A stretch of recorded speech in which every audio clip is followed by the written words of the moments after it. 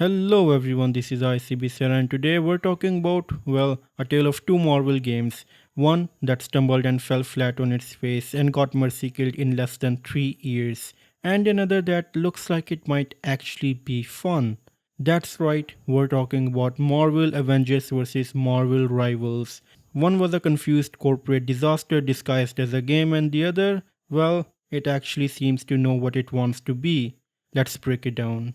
Let's start with Marvel's Avengers, a game that tried to have its cake and eat it, and then sell you the crumbs as overpriced DLC. From the beginning, this game was doomed. Square Enix and Crystal Dynamics looked at the success of single player Marvel games and thought, you know what, let's completely ignore that and force a half baked live service system into an IP that never needed it. Genius, right? But here's where it truly gets embarrassing. They charged a full price for a game that was clearly meant to be a free to play live service game. They wanted the best of both worlds, a premium price tag and an endless microtransaction machine. But newsflash, you cannot do everything.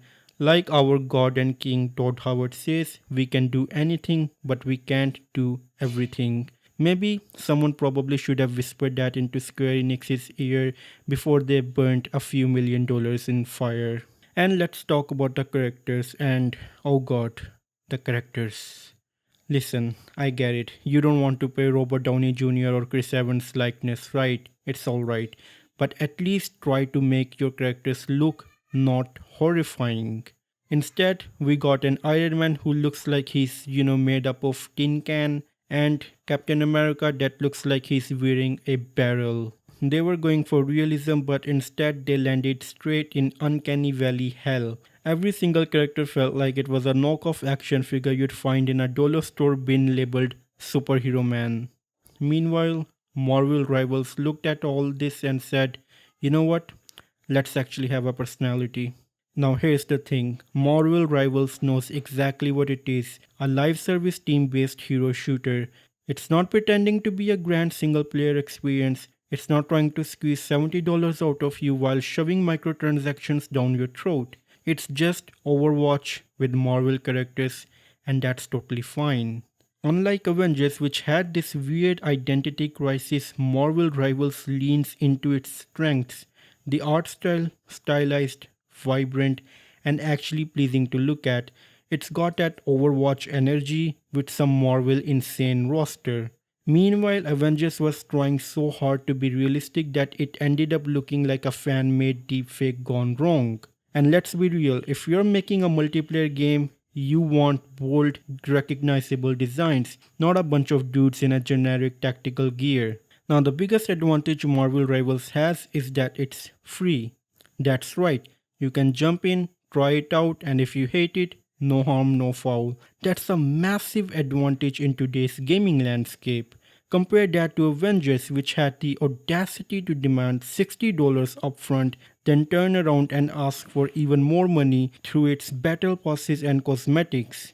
Marvel's Avengers wanted players to commit financially before even proving that it was worth their time. Meanwhile, Marvel Rivals is saying, hey, come in, play for free if you like it, maybe spend some money on skins. That's a way more consumer friendly approach. And let's not forget the absolute PR disaster that was the Avengers post launch support. Bugs, content route, a Spider Man DLC that was exclusive to PlayStation for some god awful reason, and an endgame so repetitive it made grinding in Destiny look fun by comparison. It's no surprise that Square Enix eventually threw in the towel and shut down the servers. They knew they couldn't milk this thing any longer, so they quietly put it out of its misery. It's like a bad pet project that they'd rather pretend never happened. Meanwhile, Marvel Rivals is just getting started, and it already seems to have a way more of a pulse than Avengers ever did. It's got hype, it's got momentum, and most importantly, it's actually fun to play. Now, before we wrap up, let's address the elephant in the room.